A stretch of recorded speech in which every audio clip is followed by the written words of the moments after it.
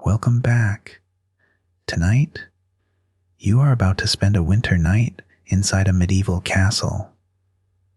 Not as a mighty king, not as a famous knight, and not as the hero of a legend. Instead, you will experience something far more ordinary and perhaps far more surprising.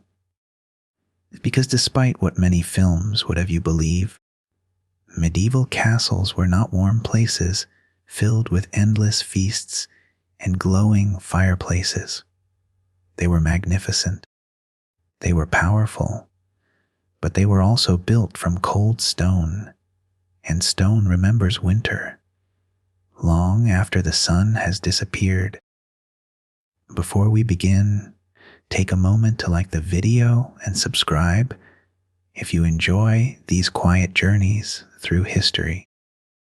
Now, dim the lights, get comfortable, and let us travel together to Europe.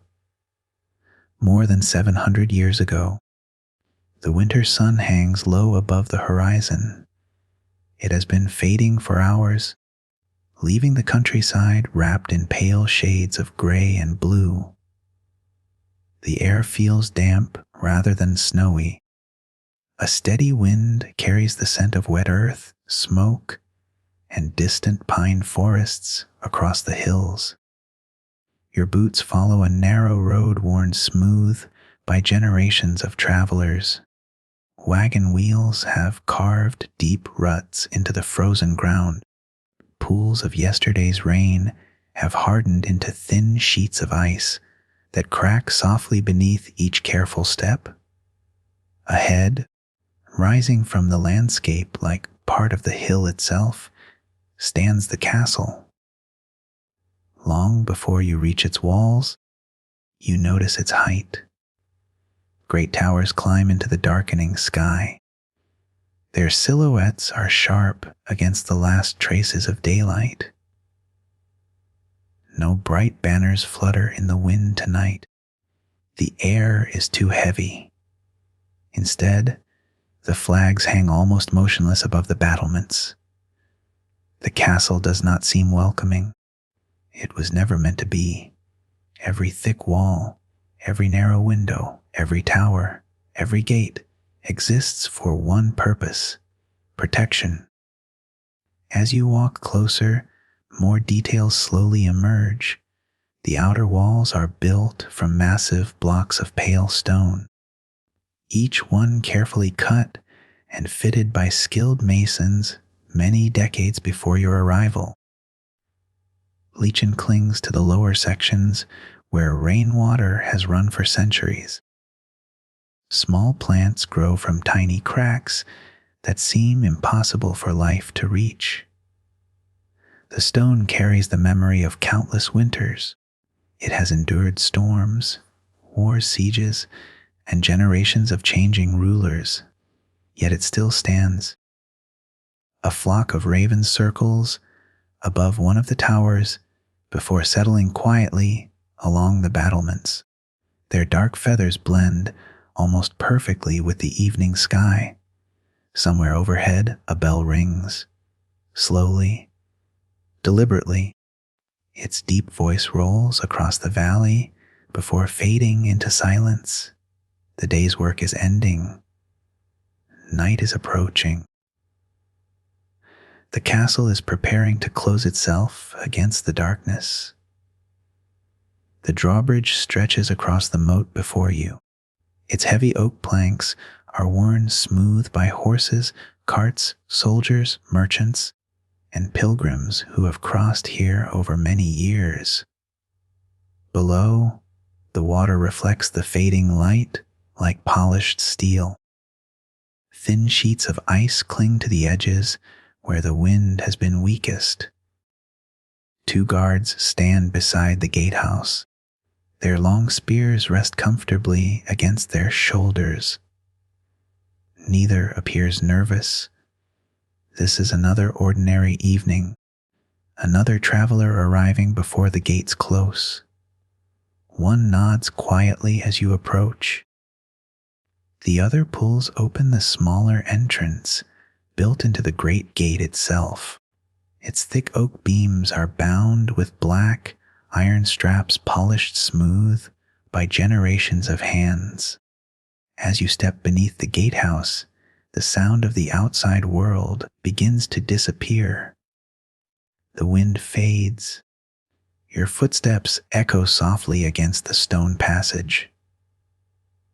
Above your head, hidden within the wooden framework overhead, rests the heavy portcullis, hundreds of kilograms of iron and oak, ready to fall in moments should danger ever appear. You emerge into the inner courtyard. Immediately, the atmosphere changes. The castle feels less like a fortress and more like a small village enclosed within walls. Stable boys lead horses toward the barns before darkness settles completely. A blacksmith closes the doors of his workshop after the final hammer strike of the day. Servants hurry across the courtyard, carrying baskets of firewood toward the kitchens. Smoke rises steadily from several chimneys, drifting lazily into the cold evening air. The smell is comforting: burning oak, fresh bread, roasting meat, a hint of beeswax from candles already being lit inside the great hall. For the first time since beginning your journey, you feel warmth waiting somewhere ahead. Yet, as the evening wind slips through the open courtyard, you notice something unexpected. Despite the glowing chimneys, despite the great fireplaces hidden inside, the cold is still everywhere. It clings to the stone beneath your boots.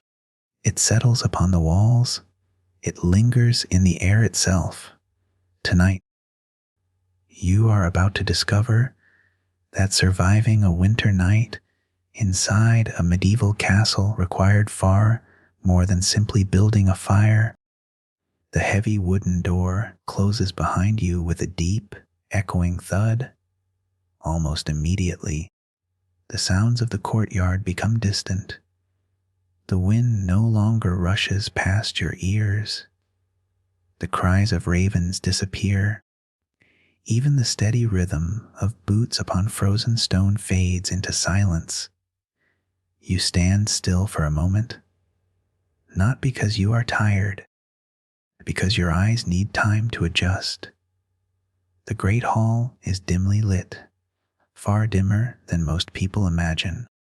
There are no brilliant chandeliers, no walls glowing with hundreds of candles.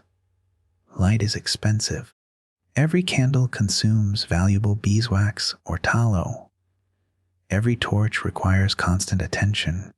Instead, most of the hall is illuminated by one enormous fireplace at the far end of the room. Its flames dance slowly, sending warm golden light across the stone floor.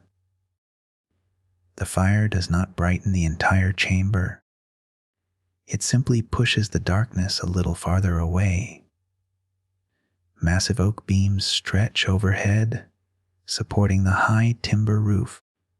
Above them, the upper reaches of the hall disappear into shadow. The stone walls feel impossibly thick. Their rough surfaces catch the flickering light before fading once again into darkness. Unlike the wooden longhouse of the Vikings, this room feels vast. The ceiling rises far above your head. Every footstep echoes softly. Every voice carries farther than expected. The hall was designed to impress visitors as much as to shelter them. Power could be measured in stone, and this building has plenty of it. Color appears wherever the firelight reaches. Bright woven tapestries hang along several walls. They soften the cold appearance of the stone while telling stories of hunts, battles, saints, and noble families. Many people today think these tapestries existed only for decoration. In truth, they also helped reduce drafts and made the rooms slightly more comfortable during winter. Even so, nothing completely defeated the cold stone. You remove your heavy wool cloak. The warmth from the fire feels pleasant against your face, yet your shoulders remain cool. The chill seems to come from every direction. The walls themselves slowly release the cold they have absorbed throughout the long winter. Stone changes temperature very slowly. That makes castles excellent fortresses. It also makes them difficult places to heat. A servant passes quietly beside you carrying an armful of split oak logs. Without stopping, he kneels beside the fireplace and places 2 fresh pieces onto the glowing embers. Not carelessly, each log is positioned with practiced precision. The fire has already been burning since morning. It will continue burning long after everyone has gone to sleep. Keeping such a fire alive is a full-time responsibility. Nearby, another servant uses a long iron poker to shift the burning wood. Tiny sparks leap upward into the chimney before vanishing from sight. Unlike the smoke-filled Viking longhouse, most of the smoke here disappears into a tall stone chimney built directly above the hearth. The draft pulls it upward almost continuously. It is not perfect. Occasionally, when the wind changes outside, a faint smell of smoke drifts back into the room. But compared with earlier centuries, the difference is remarkable. The air feels clearer, your eyes do not sting. The ceiling remains visible instead of disappearing behind a permanent layer of smoke. The fireplace itself is enormous, large enough for a person to stand inside if the flames were absent.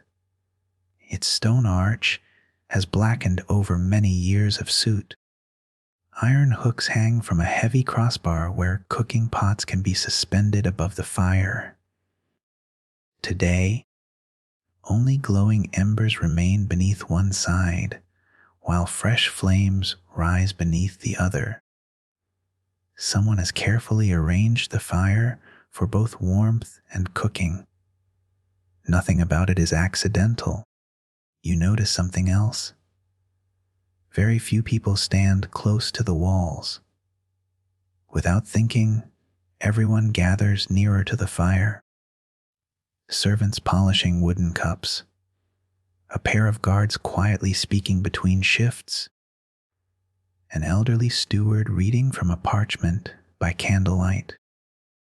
Even the Lord's hunting dogs stretch themselves upon the warm rushes nearest the hearth. The fire creates its own small world. Only a few steps farther away, the temperature changes noticeably. You test it yourself, taking several slow steps toward the opposite wall. Immediately, the warmth begins to fade. The stone beneath your fingertips feels almost icy. Moisture gathers within tiny cracks worn smooth by centuries. You understand now why fireplaces were never enough to warm an entire castle. They warmed people, not buildings. The great hall is magnificent. Its vaulted ceiling, its carved furniture, its banners, its polished tables, everything speaks of wealth and authority. Yet beneath all that beauty lies a simple truth. Winter always finds its way inside. No matter how powerful the Lord, no matter how impressive the walls, the cold remains an uninvited guest. As another log settles into the fire, warm light washes gently across the hall once more. The shadows retreat, the stone glows softly. For a brief moment, the castle almost feels welcoming. Almost. Your eyes return once again to the largest source of warmth in the entire castle. The fireplace. From a distance, it looks almost effortless. A bright fire, crackling logs, a comforting glow spreading across the great hall. But the warmth you feel is the result of constant work. Someone has been tending this fire since before sunrise. Someone will continue tending it long after everyone else has gone to bed. Unlike a modern furnace that quietly heats an entire building, a medieval fireplace demands attention every hour of every day. If no one feeds it, it dies. If too much wood is added, fuel is wasted. If the logs are placed carelessly, the room fills with smoke instead of warmth. Keeping a great fire alive is a skill learned through experience. You walk closer. The heat reaches your face first, then your hands. Yet even standing only a few steps away, your back still feels the chill of the stone hall behind you. The contrast is striking. One side of your body enjoys the comfort of the flames. The other remembers that winter has not gone anywhere. The fireplace itself is built into the thick stone wall. Its opening is so large that several people could comfortably stand inside it. Above the flames rises a tall chimney. Unlike the smoke hole of a Viking longhouse, this chimney creates a steady draft that draws smoke upward through the castle walls. The design is surprisingly effective. Most of the smoke escapes before it can spread through the room, but most is not the same as all. Every now and then, the wind outside changes direction. For a brief moment, a ribbon of gray smoke curls back into the hall. The smell is familiar: oak, ash, a hint of soot. Then, almost as quickly, the chimney begins pulling upward again. The room clears. This is why fireplaces had to be cleaned regularly. As wood burns, it leaves behind soot and sticky creosote inside the chimney.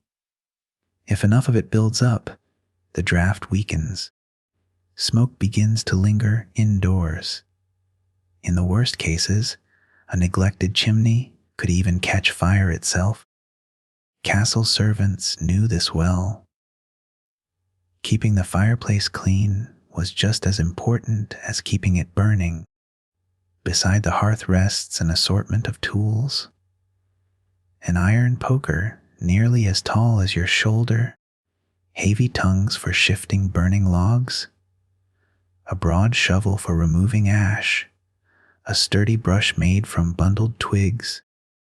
None of these tools are decorative. Every one is used daily. Ash is carefully removed each morning, not because it is useless, because too much ash smothers the fire, yet a thin layer is often left behind. Those warm ashes help preserve glowing embers beneath them for many hours, sometimes through the entire night. In fact, the morning fire often begins with yesterday's fire. Instead of lighting fresh kindling from nothing, servants uncover the hidden embers sleeping beneath the ash: a few dry twigs, small split branches, a gentle breath. Within minutes, orange light returns. The fire is reborn, starting a completely new fire from cold flint and steel takes time and effort.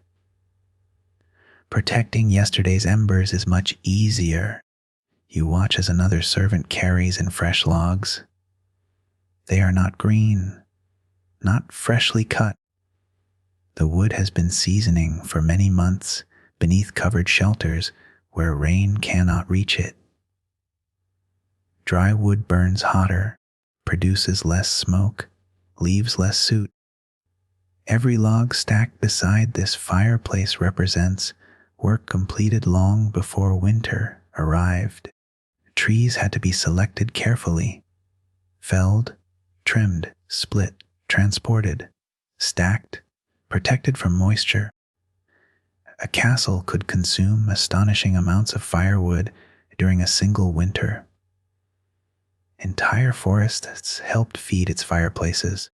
Still, only a handful of rooms remained comfortably warm: the kitchens, the great hall, perhaps the Lord's private chamber. Many other rooms received little heat at all. As you look around, you begin to notice another detail. People are not gathered around the edges of the hall. They naturally form a loose circle around the fireplace. Some warm their hands, others quietly talk while repairing clothing. A servant dries damp leather gloves beside the hearth before tomorrow's work. 2 hunting dogs sleep so close to the warmth that their fur almost glows golden in the firelight. Even they know the best place in the castle. The fire becomes more than a source of heat. It becomes the center of evening life. Stories are told here, meals are finished here, letters are read, clothes are mended. Children drift to sleep beside the comforting crackle of burning oak. The flames shape the rhythm of every winter evening. Outside, darkness deepens. The wind continues to press against the castle walls. Somewhere high above, snow begins to fall once again. The stone remains cold. The towers remain cold. The narrow corridors remain cold. But here, within the reach of the fire, winter loosens its grip, if only for a little while. You extend your hands toward the glowing flames. The warmth settles slowly into your fingers. The logs crack softly. A shower of tiny sparks rises into the chimney and disappears into the darkness above. For another night, the fire will not be allowed to die. After standing beside the great fireplace, it is easy to believe the castle must be warm. The flames are impressive. The fire burns day and night.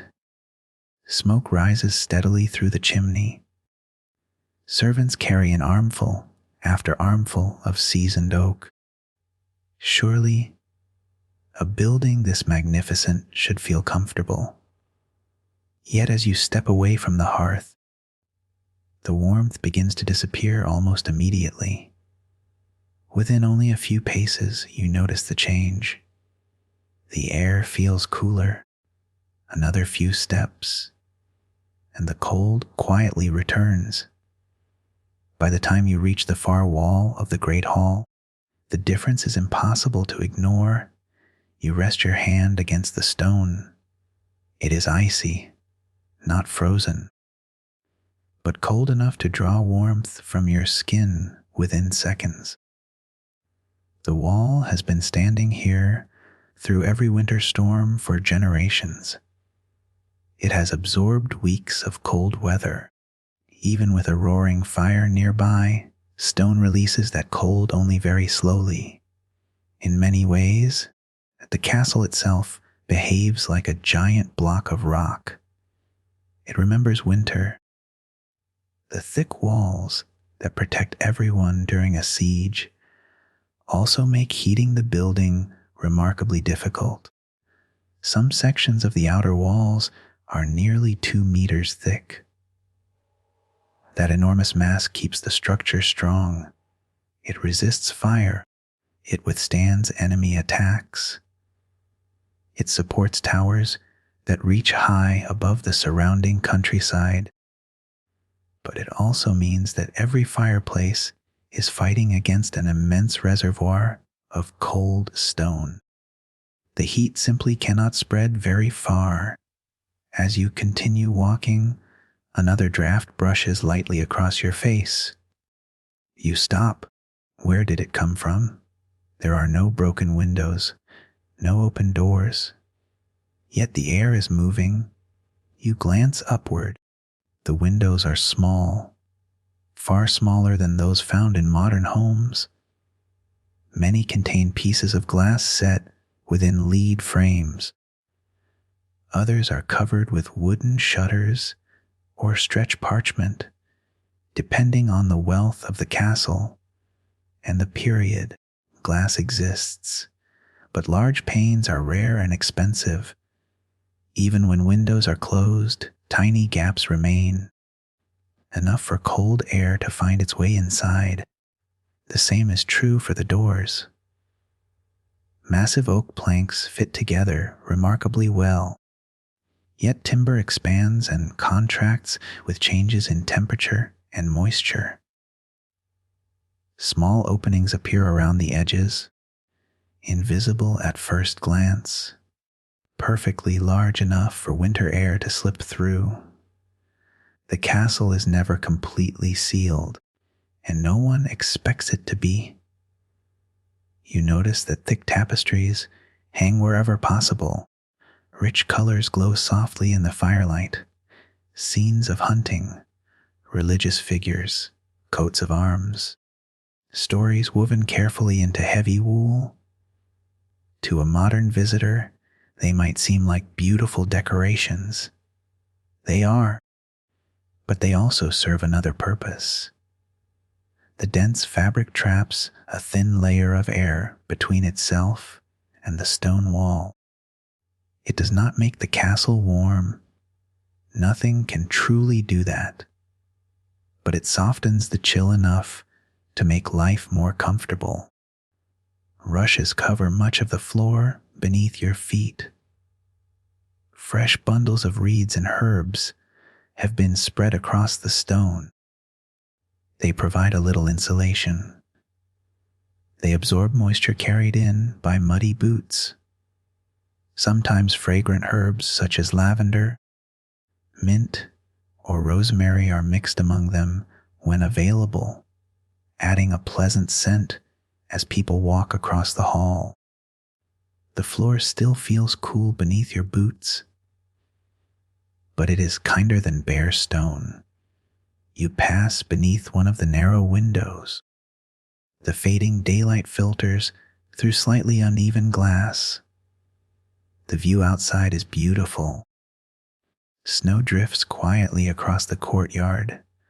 The towers stand motionless against the gray sky. Yet the cold pressing against the window is almost visible. It is as though winter waits patiently on the other side. A servant pauses to close a wooden shutter as evening deepens. The heavy panel swings into place with a dull thump. The draft weakens immediately. Another small victory against the cold. Not far away, two noblewomen sit near the fireplace, wrapped in thick wool cloaks despite being indoors. Even the wealthiest residents of the castle rarely relied on the building itself to keep them warm. Instead, they wore layers, wool tunics, linen undergarments, heavy cloaks, fur-lined mantles. Warmth came from clothing almost as much as from fire. You begin to understand something that surprises many people today. A medieval castle was designed first as a fortress, only second as a home. Comfort was important. Safety was essential. If the choice came between thicker walls or warmer rooms, the walls always won. As the evening grows darker, another log is placed upon the fire. The flames leap higher. Golden light spreads once more across the hall. The warmth reaches a little farther, but not far enough to conquer the stone. Not tonight. Perhaps not ever. The evening has settled over the castle completely. Outside, darkness has swallowed the towers, the walls, and the surrounding countryside. Only an occasional lantern burns above the gatehouse, its small flame trembling in the winter wind. Inside the great hall, however, life has gathered around the warmth of the fire. The day's work is over. The horses have been stabled. The gates have been barred. The kitchens have finished their busiest hours. Now the castle pauses. For a little while, it is time for supper. The great hall slowly fills with people. Not everyone who lives within the castle eats together. The lord and his family dine at the high table, raised slightly above the rest of the room. Trusted knights, important guests, and senior members of the household sit nearby. Servants, guards, craftsmen, and workers eat at separate tables or later in other parts of the castle. A medieval castle is not only a home, it is a community. Dozens, and in some cases hundreds, of people help keep it running every single day. You find a place along one of the long oak tables. Its surface bears thousands of tiny knife marks left by generations of meals. The wood has grown smooth with age. Countless hands have rested here before yours.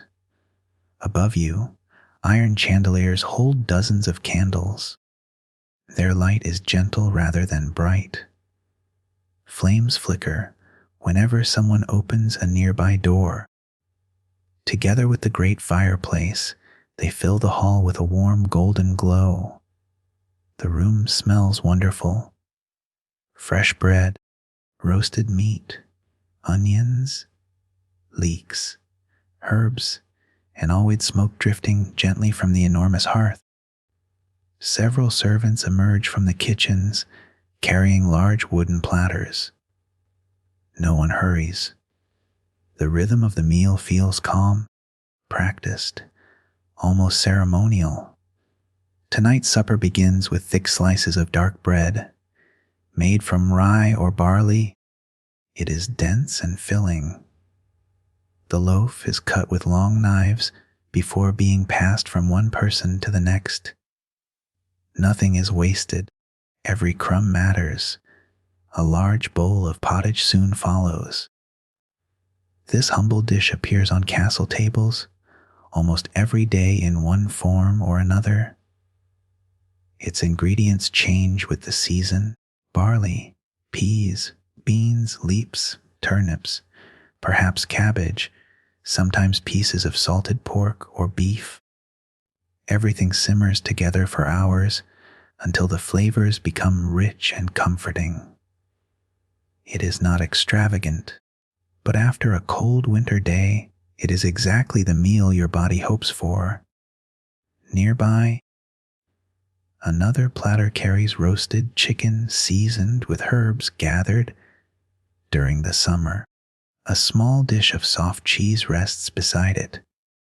There is fresh butter, a handful of dried apples, perhaps even walnuts if the harvest has been kind. The Lord's table enjoys a greater variety of foods: game from recent hunts, better cuts of meat, imported spices that have traveled astonishing distances across Europe and beyond. Black pepper, cinnamon, cloves, each one worth far more than most people today imagine. Yet even the wealthiest noble cannot escape winter itself. The fire warms everyone equally.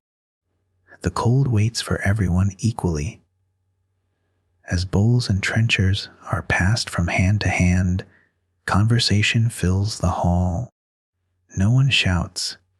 The high ceiling softens every voice into a pleasant murmur. A knight quietly describes the condition of the nearby roads. A steward discusses stores of grain that must last until spring. Someone laughs at a story told earlier in the day. The sound rises briefly before disappearing among the timber beams overhead. At the far end of the hall, a musician gently plucks the strings of a small harp. The melody is slow, peaceful. It never overwhelms the room. It simply becomes another comforting part of the evening. The hunting dogs lying near the fireplace lift their heads, hopefully whenever another platter passes. Every so often, a small piece of bread or meat quietly finds its way beneath the table. The dogs accept these gifts with calm dignity before returning to their warm places beside the hearth. You notice how carefully the servants move. Pitchers of ale are refilled almost before they become empty. Fresh candles replace those burning low. Additional logs are placed upon the fire without interrupting anyone's conversation. Most people scarcely notice these quiet acts. Yet without them, the evening would unfold very differently. The castle depends upon countless unseen hands. As the meal continues, you take another slow bite of warm bread. Its crust is firm, its center soft. Steam rises gently from your bowl of pottage. The warmth spreads through your body far more deeply than the fire alone ever could. Outside, winter presses against the stone walls. The towers remain wrapped in darkness. The courtyard grows silent beneath a fresh dusting of snow.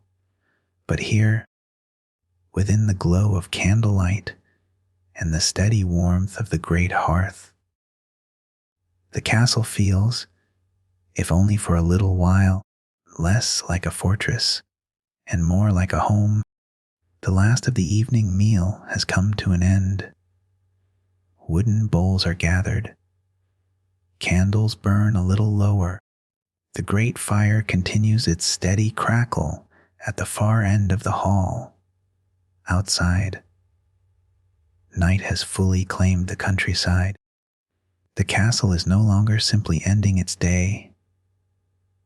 It is preparing to defend itself until morning. You rise from the long table and follow the quiet rhythm of the household. No one rushes. Every person already knows exactly what must be done.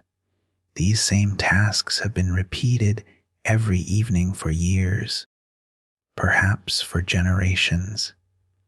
Near the entrance to the great hall, two servants carefully extinguish several wall torches. One by one, the flames disappear. The room grows slightly darker. Not because the castle wishes to save every candle, although candles are certainly valuable. Rather, there is little reason to keep unnecessary lights burning once most of the household has retired. The great fireplace provides enough light for those who remain awake. Elsewhere in the castle, another routine unfolds. High above, along the curtain walls, the evening watch changes. The guards who have spent the day overlooking the countryside quietly descend the winding stone stairs. Fresh men take their places, each wrapped tightly in thick wool cloaks against the freezing wind. The night watch has begun.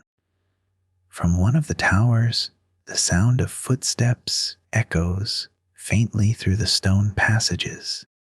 A lantern swings gently from a guard's hand, its warm glow sliding across the ancient walls before disappearing around another corner. The corridors feel different now. During the day they are busy. Servants hurry from room to room.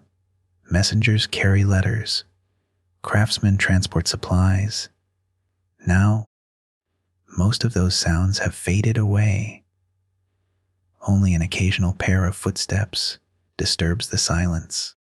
You wander through one of the long passageways. The floor beneath your boots is made of worn limestone. Centuries of footsteps have polished certain stones until they shine softly in the candlelight. Your hand brushes against the wall. It is cool, almost damp. The deeper you move into the castle, the more noticeable the chill becomes. Not every room has a fireplace. In fact, many do not. Storage rooms, guard passages, spiral staircases, small service corridors, these spaces remain cold throughout the winter. People simply pass through them quickly. There is little reason to linger. From somewhere below comes the distant sound of heavy chains moving. The drawbridge is being raised. Slowly, its enormous weight creaks through the timber supports as the counterweights do their work.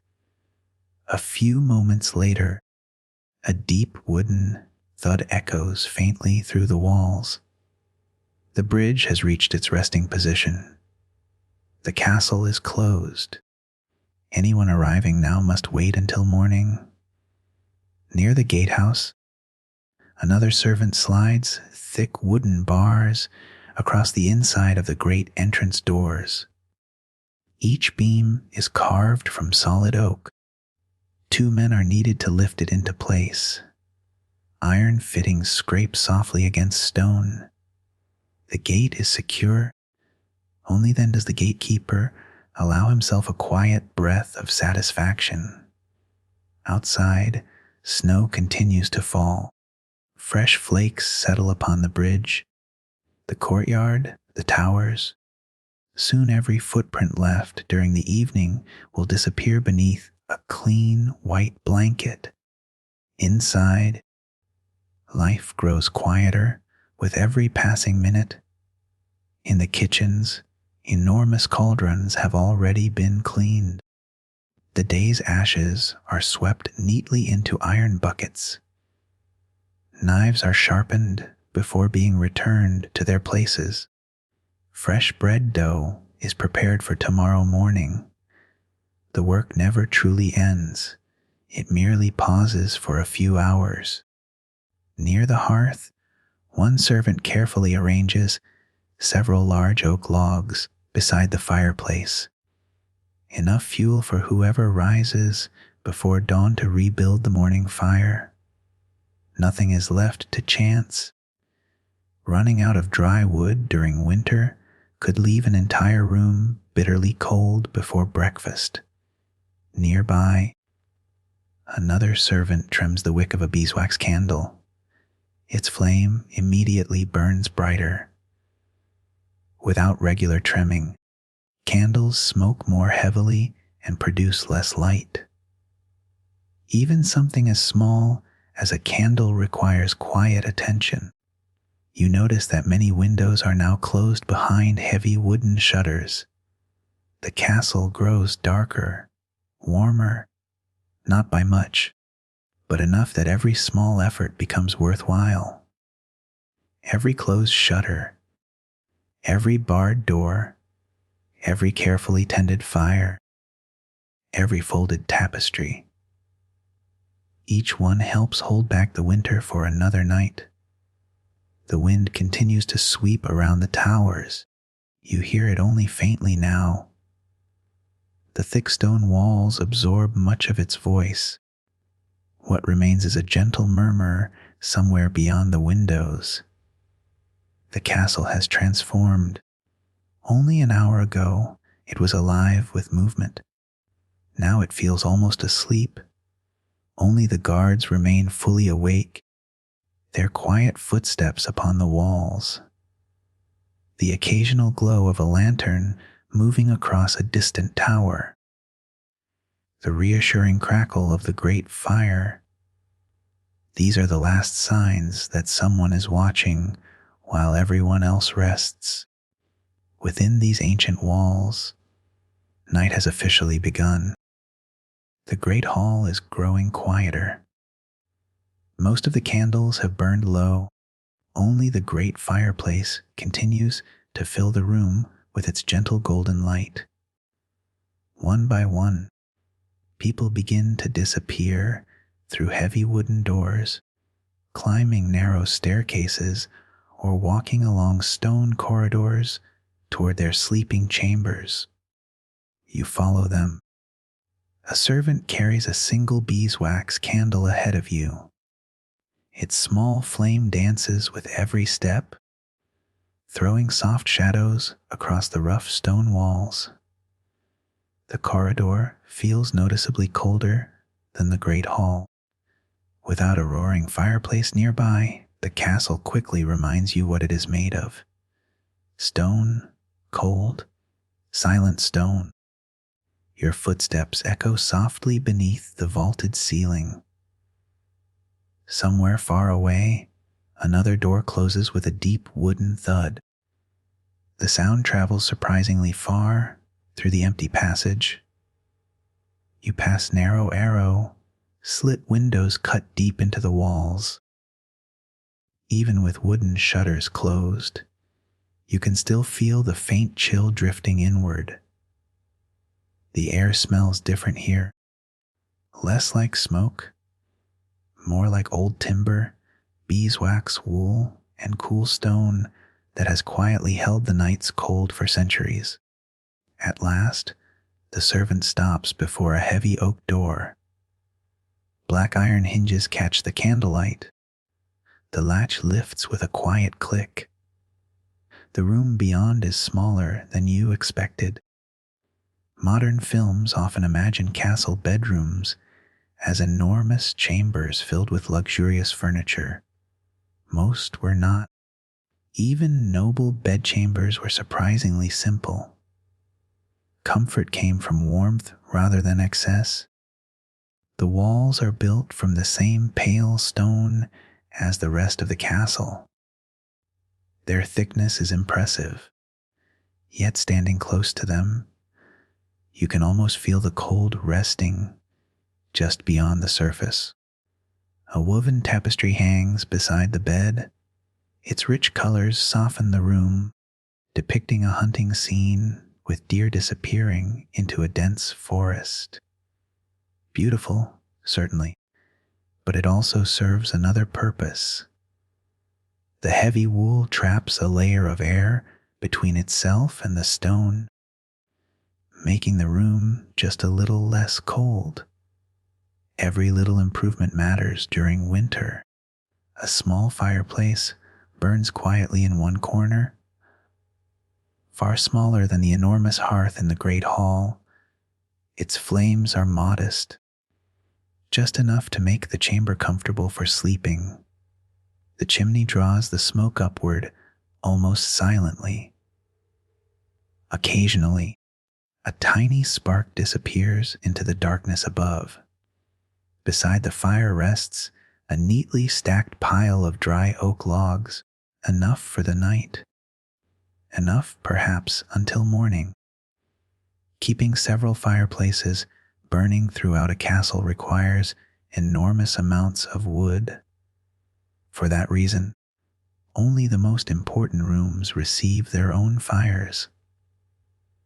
Many servants sleep in unheated chambers, relying almost entirely on blankets and warm clothing.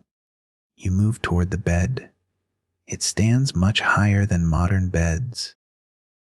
Several sturdy wooden steps have been placed beside it to make climbing easier.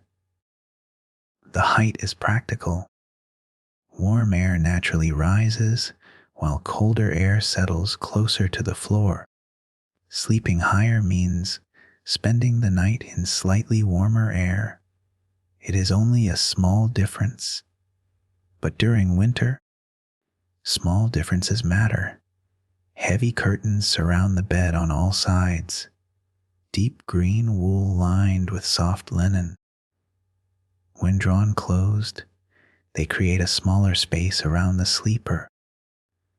The curtains trap warmth from both the fireplace and the body itself, helping protect against cold drafts moving through the room. Many people imagine canopy beds existed simply because they look beautiful. Beauty certainly played a part, but warmth was often the greater luxury. A carved wooden chest stands at the foot of the bed. Inside are folded wool blankets, spare linen garments, and carefully stored personal belongings. Nothing lies scattered across the floor. Every object has its place. Furniture is expensive. Clothing requires months of work. Nothing is treated carelessly. The servant quietly places a brass candlestick upon a small table. The candlelight reveals polished wood, woven rush mats, and a ceramic pitcher resting beside a simple basin. Fresh water has already been brought upstairs before darkness. No one wishes to carry heavy buckets through icy courtyards in the middle of the night. Outside, the wind brushes gently against the shutters. You hear it only faintly, far away, like the distant sound of waves upon a quiet shore. The thick walls soften every noise. The castle itself seems to breathe slowly around you. The room is peaceful, comfortable, yet never truly warm. Even with a fireplace burning nearby, winter quietly lingers in every corner. It waits beside the window, along the stone floor, behind the heavy tapestries. This is something every noble family understands. A castle can protect you from invading armies. It cannot completely protect you from January. As you rest one hand upon the carved bedpost, you notice how smooth the wood has become. Generations have touched this same place before climbing into bed. Kings, queens, children, guests, all ending their day beneath the same ancient roof. Tonight, it is your turn. The room is quiet now. Only the fire continues its gentle conversation with the chimney. A log settles softly. A single ember glows brighter for a moment before fading once again. You turn your attention to the bed. At first glance, it appears surprisingly luxurious. Heavy curtains surround it. The frame is beautifully carved. Soft blankets are folded neatly across the mattress. It almost resembles the kind of bed you might expect to find in a palace. But appearances can be deceiving. The first thing you notice is its height. The bed stands well above your knees. You climb the small wooden steps placed beside it. This was not done simply to impress visitors. Warm air naturally rises. Cold air settles near the stone floor.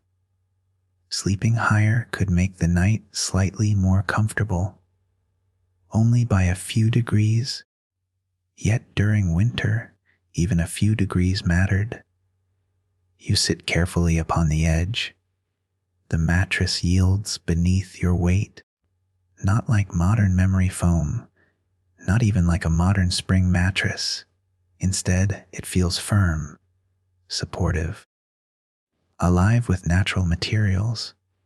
Inside the mattress are layers of straw, dried grasses, wool, feathers, or horsehair, depending on the wealth of the household. The richest nobles might sleep on feather beds filled with goose down.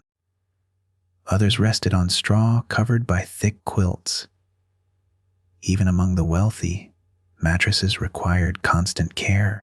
The filling settled unevenly over time. Every few weeks, servants shook, turned, and redistributed the contents to keep the bed as comfortable as possible. You place one hand upon the linen sheet. It feels cool, smooth, freshly washed. Unlike wool, linen feels pleasantly crisp against the skin. It is woven from flax, a plant cultivated throughout much of medieval Europe. Creating enough linen for a household demanded months of work, growing the flax, harvesting it, soaking it, drying it, spinning it, weaving it. Every sheet represented hundreds of hours of careful labor. Nothing in this room exists without effort. Above you hangs the canopy. Heavy wool curtains surround the bed on all four sides. During the day, they remain tied back. Now, as night deepens, they are slowly drawn closed. Immediately, something changes. The space becomes smaller, quieter. The warmth from your own body begins to gather within the enclosed space instead of drifting away into the larger room. The curtains also help block the gentle drafts that constantly move through even the finest castles. Many people believe canopy beds existed only to display wealth. In reality, they were remarkably practical. You remove your outer cloak. Your boots remain near the fireplace where they can dry overnight. If left upon the cold stone floor, damp leather would stiffen by morning. Even indoors, winter demands constant attention. A servant quietly brings another blanket. It is thick, heavy, woven almost entirely from wool. When placed across your legs, you immediately understand why medieval blankets weighed so much. They were built to trap warmth, not to feel light. Another blanket follows, then a fur coverlet, fox, sheepskin, or perhaps squirrel, depending upon the household. Layer after layer creates a barrier between you and the cold waiting beyond the curtains. There are no electric blankets, no central heating. Warmth comes from careful preparation. The room itself remains cool. The fireplace cannot completely overcome the stone surrounding it. You can still feel a faint chill against your cheeks while the rest of your body rests comfortably beneath the blankets. It is an unusual sensation. Warm beneath the covers, cool above them. Outside the bed, winter continues. Inside, a small island of comfort has been created. You notice something else. People in the Middle Ages often slept wearing part of their clothing. A long linen nightshirt, sometimes a wool cap, occasionally even light wool garments beneath the blankets. The idea of sleeping almost uncovered would have seemed strange during a cold European winter. Every layer helped preserve precious body heat. Near the fireplace, the candle burns lower. Its flame grows smaller as the wax slowly melts away. Soon it will be extinguished. There is little reason to waste good beeswax while everyone sleeps. Darkness was simply accepted as part of the night. The room grows softer. The fire paints gentle golden patterns across the bed curtains. The carved oak posts cast long shadows upon the stone walls. Everything feels still, timeless.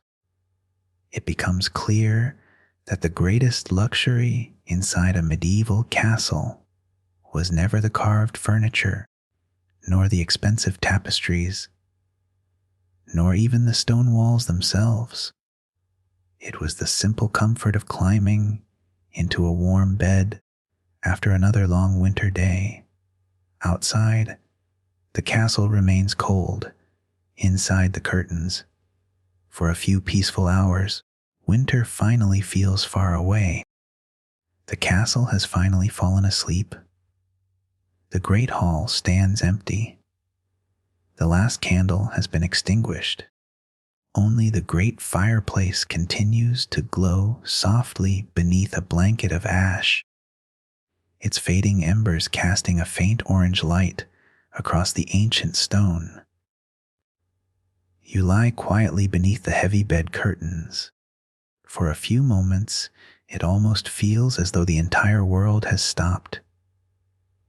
Then you begin to hear it. The castle is never truly silent. At first, the sounds are almost impossible to notice. A beam somewhere high above releases a slow, gentle creak. The old oak has expanded beside the warmth of countless fireplaces during the day.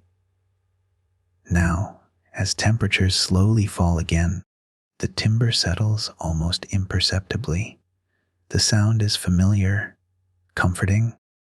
The castle has whispered like this every night for centuries. A moment later, another noise drifts through the darkness. Footsteps, slow, measured, stone against leather. The night watch has begun its rounds. The guard carries a lantern whose warm light slips beneath your chamber door for only a heartbeat before disappearing down the corridor once again. Every hour, throughout the entire night, someone walks these passages, not because danger is expected, because danger is always possible. The watch never truly sleeps. Far below, somewhere within the gatehouse, another guard quietly calls to his companion. His voice echoes upward through narrow stairwells before fading into silence. Moments later comes the answer. Short, calm, a simple confirmation that all remains well. These quiet exchanges continue until dawn, not to fill the silence, but to reassure one another that every post remains occupied. Outside the castle walls, winter continues without mercy. The wind circles the towers before rushing across the battlements. It slips through arrow slits, brushes against wooden shutters, then disappears into the darkness beyond. Sometimes it whistles softly. Other times it produces a low, mournful sound that almost resembles distant voices. People unfamiliar with castles often imagine such sounds to be ghosts. Those who live here know better. Stone has its own language. The castle simply speaks to the wind. You open the bed curtains just slightly. The room beyond is almost completely dark now. Only a few glowing embers remain inside the small fireplace. Their light is so gentle that it barely reaches the opposite wall. The tapestry hanging beside the bed has become little more than a shadow. The carved wooden chest has almost disappeared into darkness. The room feels peaceful, not frightening, simply asleep. Somewhere nearby, another door closes softly. Perhaps another servant finishing the final task of the evening. Perhaps a late, arriving messenger finally finding a place to rest. The sound travels surprisingly far through the empty corridors. Then, nothing. You notice how different darkness feels inside a medieval castle. There are no glowing clocks, no distant streetlights filtering through the shutters, no electric hum quietly filling the room. Darkness is complete. When the candle is extinguished, night truly arrives. Your ears become sharper. You hear the fire breathing gently inside the hearth. A single ember cracks. Tiny fragments of ash drift downward almost silently. From somewhere below comes the faint clink of metal. A guard adjusts his sword belt before continuing along the wall walk. Then his footsteps fade once more. Outside the window, snow begins to fall again. You cannot see the flakes, only hear them brushing softly against the wooden shutters. Whenever the wind changes direction, layer upon layer gathers upon the rooftops, the towers, the courtyard. By morning, the entire castle will wear a fresh white blanket. Inside your chamber, warmth still lingers beneath the heavy blankets. The cold has not disappeared. You can still feel it touching the tip of your nose whenever you breathe, yet beneath the wool and linen, your body remains comfortable. Safe, the contrast is strangely soothing. Warm beneath the covers, cold beyond them. You begin to understand why medieval people valued thick curtains, heavy blankets, and well-tended fires so deeply. They did not expect to make winter disappear. They simply created small islands of comfort within it. Hours pass almost unnoticed. The guard completes another round. The wind circles the towers again. The embers grow smaller. The castle settles even deeper into silence. Everything feels suspended between yesterday and tomorrow, between waking and dreaming, between darkness and the first hint of dawn that is still many hours away. For now, the ancient castle keeps its quiet watch over everyone sleeping within its walls. For a little while, you remain comfortably beneath your blankets. The fire has burned low. The castle is quiet. The wind outside seems farther away now. Then, you realize something. Nature does not wait until morning, no matter the century. No matter how comfortable your bed may be, eventually, someone must leave the warmth behind. With a quiet sigh, you push back the heavy wool blankets. Cold air immediately slips into the bed curtains. You miss the warmth almost at once. Your boots, thankfully, have dried beside the fireplace. The leather is cool to the touch, but no longer damp. You pull your wool cloak tightly around your shoulders before lifting the candle from the bedside table. Its small flame becomes your only companion. The chamber door opens with a soft creak. Beyond it waits a narrow stone corridor. The warmth of the bedroom disappears almost immediately. The air here is noticeably colder. Your footsteps echo gently against the worn limestone floor as you make your way through the sleeping castle. Every sound feels louder at night. The soft scrape of leather soles, the faint rustle of your cloak, even your breathing seems to bounce from wall to wall before fading into darkness. A lantern glows faintly at the far end of the passage. A guard notices you approaching and offers a polite nod. He has likely seen this countless times. No explanation is needed. Everyone living within the castle makes this same journey from time to time. The toilet is not inside the bedroom. Instead, you continue toward a small stone doorway built directly into one of the outer walls. Beyond it lies something that surprises many modern visitors: a garderobe. This simple room serves as the castle's toilet. There is no plumbing, no running water, no flushing mechanism. Only a carefully constructed stone seat with a vertical shaft disappearing deep inside the wall.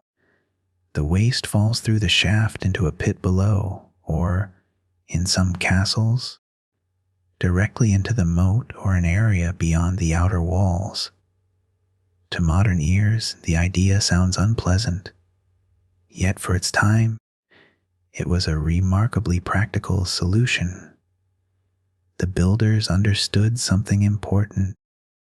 The farther unpleasant smells remained from the living quarters, the better. A narrow slit in the outer wall allows fresh air to pass through continuously. It helps carry odors away from the room. The same opening also brings something else, the winter wind. You feel it immediately. A sharp current of freezing air slips through the stone opening and circles around your feet. The little candle flickers. For a brief moment, you wonder whether it might go out entirely. You quickly understand why people did not linger here any longer than necessary. The cold is relentless. The stone seat itself is icy beneath your hand. In the middle of January, it must have felt even colder than you imagined possible. There were no heated toilet seats, no warm tiled floors, no soft lighting, only thick walls, cold stone, and a draft that never truly stopped. Some wealthier households attempted to make the experience slightly more comfortable. Rushes or herbs might be scattered across the floor. A servant would clean the room regularly. Ash or lime was sometimes used to reduce odors and keep the pit in better condition. Even so, the garderobe remained one of the coldest places in the castle. As you finish, you pause for just a moment beside the narrow opening. Beyond it, the night stretches across the countryside. Snowflakes drift silently through the darkness. The towers rise above you like silent giants. The world feels impossibly still. From somewhere below comes the quiet splash of water beneath the walls. A faint breeze carries the scent of snow and damp earth into the tiny chamber. Then you pull your cloak tighter and begin walking back. The corridor suddenly feels welcoming compared with the freezing draft of the garderobe. A few moments later, you reach your chamber once again. The servant has left another small log upon the dying fire before retiring for the night. Several glowing embers still wait beneath the ash. The room is not warm, not truly, but compared with the castle corridors, it feels wonderfully comfortable. You close the heavy oak door. The outside world disappears once more. The bed curtains welcome you back like old friends. The thick blankets settle over your shoulders. Warmth slowly returns. As you sink once more into the mattress, you cannot help but smile. People often dream of living in a medieval castle. Few imagine this quiet midnight walk through freezing stone corridors simply to visit the garderobe. It is one more reminder that castles were built first for defense and only afterward for comfort.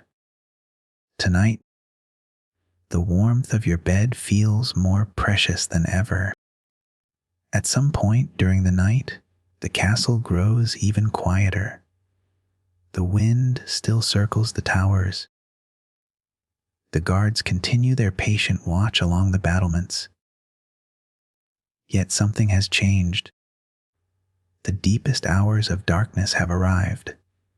These are the hours just before dawn, the coldest hours of the entire day. Outside, frost now coats every exposed stone. The moat lies almost perfectly still beneath a thin layer of ice.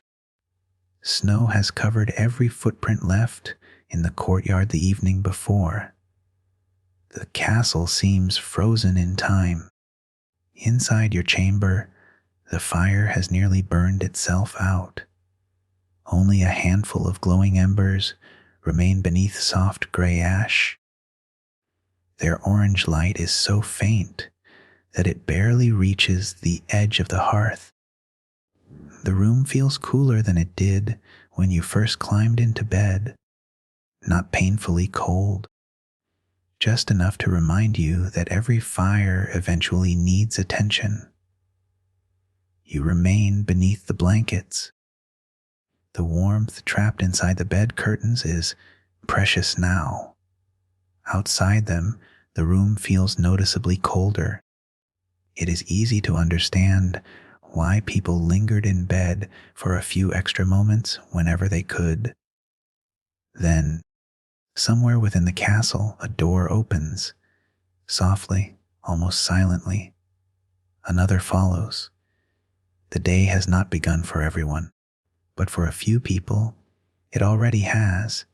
The first servants are awake, long before the Lord, long before the guests, long before the great hall fills once again with conversation. The castle depends upon those who rise before sunrise. You hear distant footsteps moving through the corridor, not hurried, simply familiar. The steady rhythm of someone beginning another ordinary morning. Far below, in the great hall, yesterday's fire is waiting. It has not gone out completely. Just as in many medieval homes, the evening fire was often preserved beneath a layer of ash. Hidden embers could survive for hours, sometimes until morning. If they were protected carefully, a servant kneels beside the enormous fireplace. With a long iron poker, the ashes are gently moved aside. At first, nothing. Then, a single point of orange light appears. Still alive, still warm. A few curls of dry straw are laid across the embers. Then thin sticks. Then small pieces of split oak. No one throws on a great log immediately. A fire must be encouraged, not forced. The servant bends forward and blows gently. The tiny ember brightens. A thread of smoke rises. Another careful breath. Suddenly, a small yellow flame appears. It flickers uncertainly for only a moment before finding fresh wood to feed upon. Within minutes, yesterday's fire has become today's fire. The great hall slowly begins to glow once again. It is a simple task, one that has likely been repeated every winter morning for generations. Yet without it, the castle would awaken to cold stone and empty hearths. Another servant enters carrying fresh logs gathered from the woodshed. They are stacked neatly beside the fireplace, dry, well seasoned, ready for another long day. You begin to appreciate how much of castle life revolves around this single responsibility, keeping the fire alive, not only for comfort, but for cooking, for light, for drying damp clothing, for warming hands stiff from the morning frost. Without the hearth, winter would quickly reclaim the hall. Above the fireplace, the chimney begins its familiar work once again. Smoke rises steadily upward. The draft is strong in the cool morning air. Only the faint smell of burning oak remains behind. The hall feels alive once more. Outside your window, the darkness slowly begins to change. Not suddenly, very gradually. Black becomes deep blue, then gray. The outlines of distant towers emerge from the night. Snow resting upon the rooftops catches the first pale light of morning. The world remains silent, but no longer asleep. Somewhere in the courtyard, a stable door opens. A horse stamps gently against the frozen ground. A bucket is lowered into the well. The chain echoes softly through the still air. Another ordinary day is beginning. You pull the blankets a little closer for one final moment. The bed is still wonderfully warm. The room remains cool.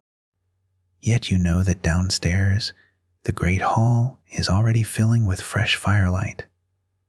Soon bread will bake. Water will heat. Voices will return. The castle will awaken. You realize something as the first light spreads across the ancient stone walls. People often remember medieval castles for their battles, their kings, their sieges. But most days were nothing like that. Most mornings began exactly like this, with a servant quietly rebuilding yesterday's fire so that everyone else could begin another winter day in a world of cold stone, made just a little warmer by human hands.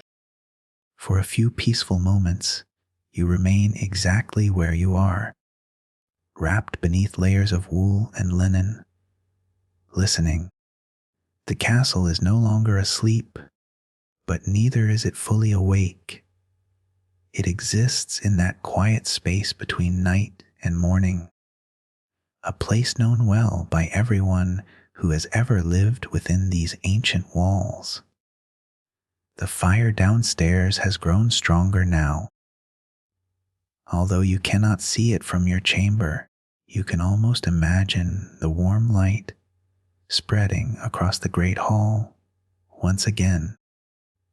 The first servants have already begun their work. The kitchens will soon follow. The smell of fresh bread will drift through the corridors. Water will be heated, wood carried inside. Another ordinary day will quietly begin. You rise slowly from the bed. The stone floor reminds you immediately that winter has not gone anywhere. The room is still cool. Your breath is faintly visible in the morning air. You pull your wool cloak around your shoulders before crossing to the narrow window. The wooden shutter opens with a gentle creak. Cold air slips into the chamber, fresh, sharp, perfectly still. Outside, the world has been transformed. Yesterday's footprints have vanished completely. The courtyard lies beneath a smooth blanket of untouched snow. The rooftops sparkle beneath a thin layer of frost.